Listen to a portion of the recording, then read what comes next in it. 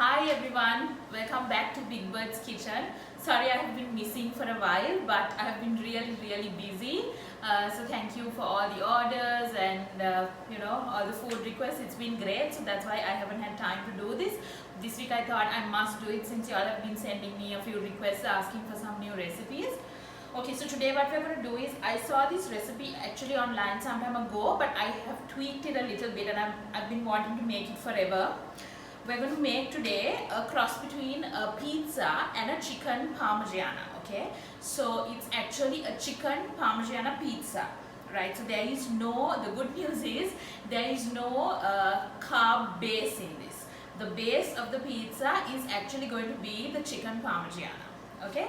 I know it sounds difficult, but it's really easy. It just takes a little bit of patience and a few steps which I will take you through. So don't worry, let's get started.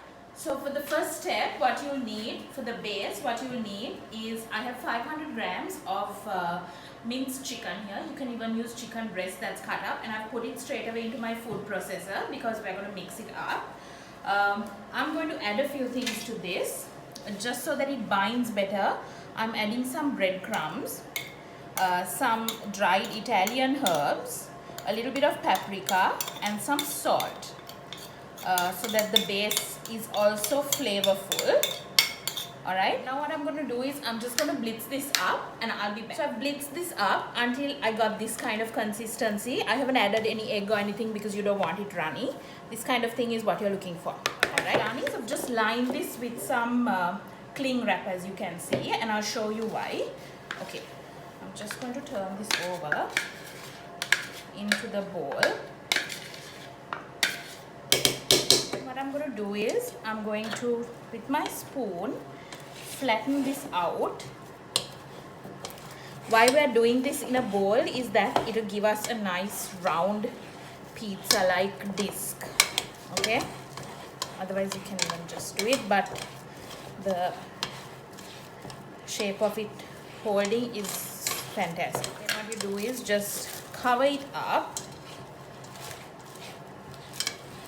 See, and then just push down with your hand, get it to all the edges,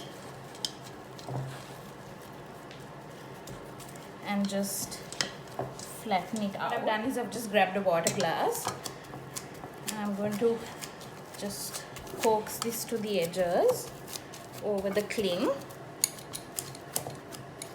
Okay, all right. After that, you can turn it over. You can try to turn it over. Okay. And then just, while maintaining the shape, I mean, it doesn't have to be a perfect round. Okay. And that's done. Alright, so I have put this chicken in the fridge for about 10 to 12 minutes maybe, and I just took it out. That's what it looks like. It's not frozen solid, but it's just holding its shape, which is fine. So the next step is, we need some flour, breadcrumbs, and a couple of eggs. So while we do this, I'm going to warm my oil. All right. So it's nice and hot for when we fry this. So I'm going to first very slowly dump this in the flour mixture. No mixture, just flour. Okay. You would think that I have bigger bowls, right? Apparently not.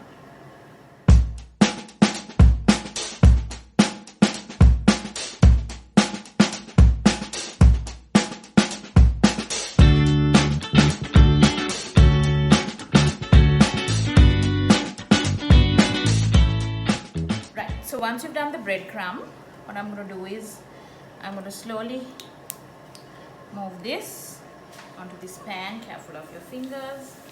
All right. Okay. So fry this up on both sides for about 4 to 5 minutes, until it's nice and golden brown. For the first 2 or 3 minutes, make sure you don't move it so that the shape holds. All right. So I fried this for about 6 minutes, and I left left it on the original side for about 4 minutes just so that the shape holds, and then I flipped it. How good does this look? I'm just showing you this. I had to use a few utensils to flip it, so just be careful. But other than that, it's really easy. It's not the hardest thing in the world at all. Okay, what I have here now is some mozzarella cheese, a little bit of Parmesan cheese. The Parmesan is optional, but if you can get the mozzarella, it's great. And I also have some tomato sauce here. This is a homemade tomato sauce. I will do another video on this recipe. I love my tomato sauce. But you can just use tomato paste, maybe with a little bit of cut up garlic and chili. Alright, but I will do this recipe for you one day. Okay, so that's what I'm going to do. And I'm going to just spread this all over. I've already put it on a pizza tray actually, so that this can go straight into the oven. You can just put it on a baking tray or whatever, that's fine. Mozzarella next. Okay. And the final sprinkling of some parm. Oh, I feel like it's going to be yummy. Okay, so I'm just going to pop this in the oven. Remember, this is already cooked, so we just need the cheese to melt. I'm just going to pop this in the oven for about maybe 10 to 15 minutes or until the cheese melts. Just have an eye on it. Look, it's ready. So I baked this for about exactly 10 minutes. I watched it, and once the cheese was melting, I just took it out, but look how yummy it looks.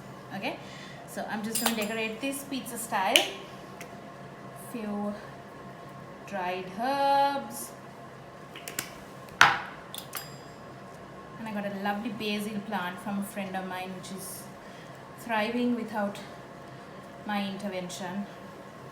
These plants don't like me, so that's what I have done. Flakes. Alright, how good does that look? And to know that this is all chicken. So I've added a few chili flakes and I've let it cool a little bit. Let's cut into it. Show you with the spoon.